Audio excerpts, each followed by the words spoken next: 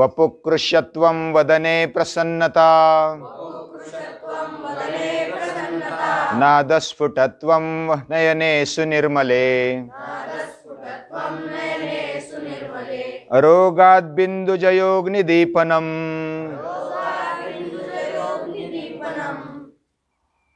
नाडीर्विशुद्धिर्हठयोगलक्षणम् षट्कर्मणा शोधनञ्च आसनेन भवेद् दृढम् मुद्रया स्थिरतां याति प्राणायामाच्च लाघवम् प्रत्याहारेण धीरताञ्च ध्यानात् प्रत्यक्षमात्मनः समाधिना निर्लिप्तञ्च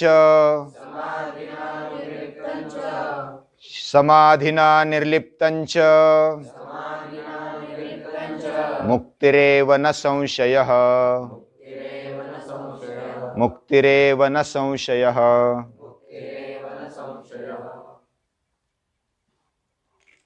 स्वामी स्वात्माराम जी ने हठयोग जो लिखकर रखा हठयोग प्रदीपिका में, उन्होंने हठ का भी अर्थ बताया। ह यानी सूर्य, ठ यानी चंद्र और योग यानी जुड़ना। सूर्य नाड़ी, चंद्र नाड़ी, इनका योग, और उससे आत्म साक्षात्कार तक हम कैसे कैसे जा सकते हैं, ये उन्होंने बताया। हठ योग का उद्देश्य ये पहले श्लोक में हमने देखा, शरीर हमारा स्मार्ट होता है, यानी कि ज्यादा पतला भी नहीं और ज्यादा तगड़ा भी नहीं, स्मार्ट शरीर। वपुकृशत्वम, वदने प्रसन्नता, चेहरे पर प्रसन्नता है और आवाज अच्छी है, स्पष्ट है, और आंखें निर्मल है, सुनिर्मल। वह अतिशय तेजयुक्त और निर्मल है। रोग चला जाता है, अरोगात, बिंदु जय, हमारे सप्त धातुओं पर जय प्राप्त हो जाता है, वीर्य पर जय प्राप्त हो जाता है। और अरोगात बिंदुर जयोग्नि दीपनम, अग्नि का दीपन, हमारे अंदर अग्नि प्रज्वलित होता है और इसके कारण नाड़ी विशुद्धि होती है, नाड़ी की शुद्धि। यह हठ योग का लक्षण है, यह उसका परिणाम है। जो शारीरिक रूप से षट क्रियाओं से शुरुआत करते हुए घेरंड संहिता में षट कर्मों से पहले शुद्धि पर महत्व दिया है। शरीर शुद्ध होना चाहिए, स्वच्छ और निर्मल होना चाहिए, और इस प्रकार पहले कचरे को निकालकर स्वच्छता करते हुए फिर आसन, आसन से फिर दृढ़ता आती है, मुद्रा से स्थिरता आती है, प्राणायाम से लघुता यानी शरीर हल्का हल्का और बहुत ही प्रसन्न ऐसा होता है, और जो प्रत्याहार है उससे धैर्य आता है। ध्यान से हम अपने आप को प्रत्यक्ष कर पाते हैं और समाधि से निर्लेपता आती है, और ऐसा अगर हो जाए तो उसके लिए मुक्ति ही निश्चित है, उसमें कोई संशय नहीं है। इस प्रकार हठ योग का उद्देश्य शरीर और मस्तिष्क में समन्वय करना, ये उसका उद्दिष्ट है, और उसके द्वारा अपने आप को शांत और प्रसन्न रखना और ध्यानावस्था से अग्रसर होते हुए आत्म साक्षात्कार तक वो आगे बढ़ना, यह हठ योग का मुख्य उद्दिष्ट है। हठ योग में विभिन्न आसन है, उसमें प्राणायाम है, और उसके माध्यम से हमारे अंदर जो ऊर्जा है उसको उद्दीपित किया जाता है, और हर कोशिका में ऊर्जा का स्तर बढ़ाया जाता है। और ये हठयोग है, कोई भी कर सकता है, इसमें कोई जात पात या तो धर्म पंथ ऐसा नहीं। आज भी दुनिया में पूरी दुनिया योग कर रही है, वो हठयोग ही ज्यादा है। हठयोग में शारीरिक लेवल पर ज्यादा जोर दिया है और राजयोग यानी अष्टांग योग में ज्यादातर जोर मन पर दिया है। और इस तरह हठयोग का लक्ष्य है शरीर और मस्तिष्क का समन्वय करते हुए, उसको नियंत्रित करते हुए एक ऊपर जाने की, पूर्णत्व की ओर जाने की जो आकांक्षा रहती है उसको पूर्णत्व देना, यह हठयोग का लक्ष्य है। हठयोगी का भोजन वह अल्पाहार होता है, यानी मिताहार। वह भोजन में कैलोरी कितनी मिलेगी या तो विटामिन, खनिज, प्रोटीन आदि कितने मिलेंगे, इसको महत्व हठयोग नहीं देता है। तो हठयोग में किसके लिए महत्व है? प्रसन्नता से जो भी मिले मिताहार करे। उसमें साधारण आहार, दाल, रोटी, सब्जी, दुग्धजन्य पदार्थ, हरी पत्तियां, कंदमूल आदि, इस प्रकार का आहार वो साधारण आहार, और वो भी प्रसन्नता से भगवान का प्रसाद समझकर ग्रहण कर लेना है। इस प्रकार हठयोग देखता है। योग में जो पथ्य है वह अपने आप को संतुलित बनाने के लिए और शीघ्र अग्रसर होने के लिए, यानी जल्दी से जल्दी, और वो भी जल्दबाजी में नहीं, लेकिन हमारी खुद की गति बढ़ाते हुए आगे बढ़ना है। और उसके लिए उत्साहात, साहसात, धैर्यात, तत्वज्ञानाश्च निश्चयात, जनसंग परित्यागात षड्भिर्योगो प्रसिद्ध्यति। यह साधक तत्व है।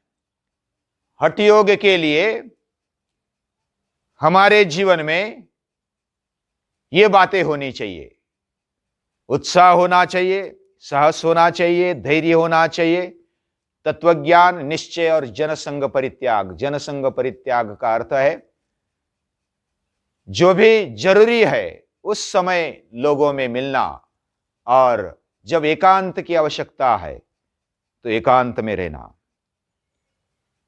हठयोग में त्रिगुणों का भी वर्णन है, सात्विक, राजस और तामस। उसके द्वारा, त्रिगुण के द्वारा हमारे पूरे व्यक्तित्व को निर्माण किया जा सकता है। ये त्रिगुणों का आहार कैसा है, यह भी वर्णन हठयोग में आया है, वैसे गीता में भी आया है। सत्व का अर्थ है सत्य का सार, यानी हमारे जीवन में सत्य का सार, उसका सारांश हमारे जीवन में आ जाए। और रजोगुण का अर्थ है अपवित्रता, थोड़ा कचरा, विकार रहते हैं, तब रजोगुण की अवस्था रहती है। अस्वस्थ अवस्था, कर्मशील अवस्था, यह रजोगुण का अर्थ है। रजस यानी अपवित्रता, और तम का अर्थ है अंधकार, अज्ञान, अंधकार, ये तमोगुण के लक्षण माने जाते हैं। संपूर्ण यौगिक आहार हमारे जीवन में होना चाहिए, और आहार का परिणाम पूरे शरीर पर और जीवन पर होता है। उससे ही हमारी त्रिगुणों में जो भी हम ऊपर जाना चाहते हैं, तमोगुण से रजोगुण, रजोगुण से सत्वगुण, सत्वगुण का प्राधान्य होना चाहिए। इस प्रकार आगे बढ़ते हुए निरंतर उत्तरोत्तर हमारे जीवन विकास में आगे बढ़ना है।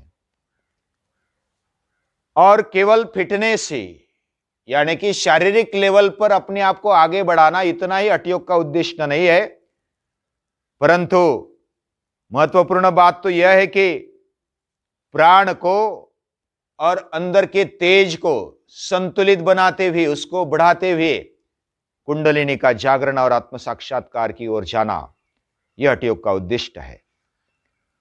एक एक करके अलग अलग चक्र, मूलाधार, स्वादिष्ठान, मणिपुर, अनाहत, विशुद्धि, आज्ञा और सहस्त्रार, और उसी प्रकार ललना चक्र यानी कि मन या तो बिंदु चक्र, हर एक चक्र की जागृति हठ योग में आवश्यक मानी गई है।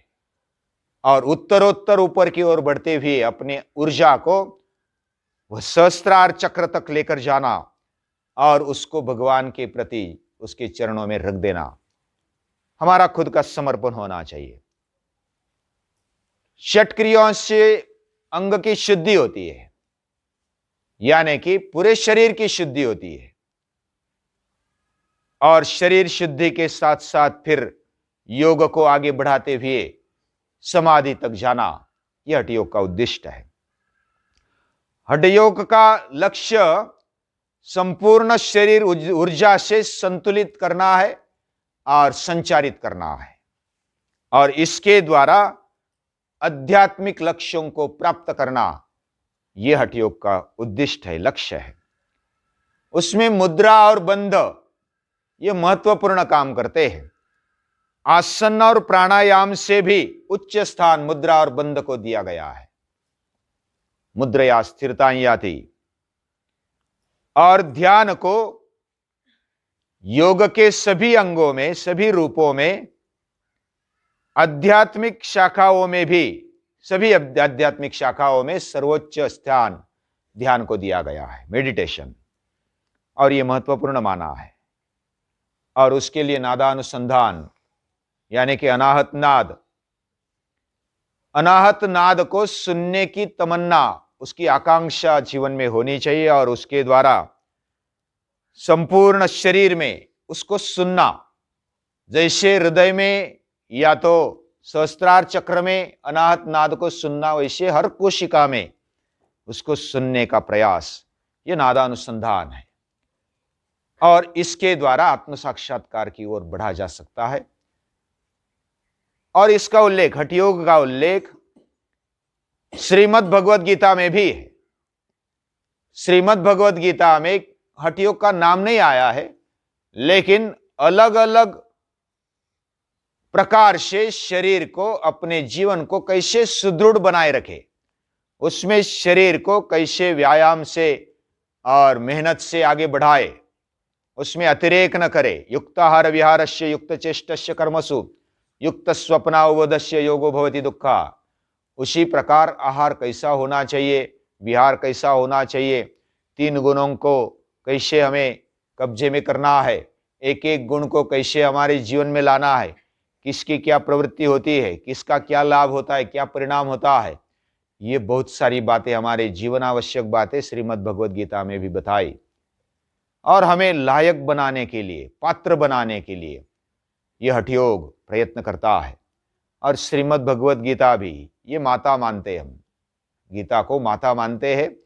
और केवल हम ऐसा नहीं कि गीता ये एक हमारा ग्रंथ है, यानी कि भारतीय ग्रंथ है और उसको मानना ही पड़ेगा इसलिए मानते हैं जबरन, ऐसा नहीं है।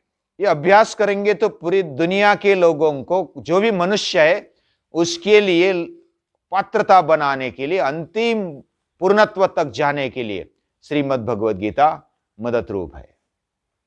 वो हाथ पकड़ कर ले जाती है।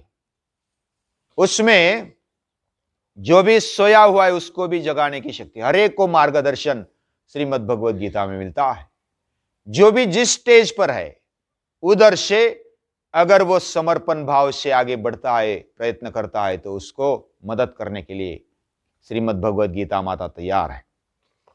इस प्रकार हठ योग का सारांश हमने देखा, और उसमें अलग अलग जो भी छोटे छोटे पहलू है वो देखना अभी बाकी है, वो बाद में देखेंगे। तब तक रुकते हैं।